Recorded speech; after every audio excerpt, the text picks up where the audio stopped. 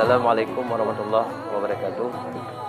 Saya selaku pimpinan Lembaga Pendidikan Islam Dayah Darul Mufaddal Al-Aziziyah Kecamatan Kutaraja pada hari ini melaksanakan acara peresmian beserta maulid yang telah sukses, dan alhamdulillah kami seluruh pengurus Dayah Darul Mufaddal Al-Aziziyah mengucapkan ribuan terima kasih yang sebesar-besarnya kepada seluruh para pendukung, para stakeholder yang telah membantu kesuksesan acara peresmian Dayah yang sangat berharga dan sangat penting di dalam sejarah perkembangan dan berdirinya, yaitu tonggak pertama Dayah Darul Mufaddal Al-Aziziyah. Mungkin ini saja yang dapat kami sampaikan.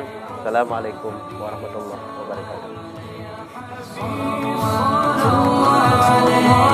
La ilaha illallah Muhammadun Rasulullah alaihi salatullah wa alihi wal ahibba.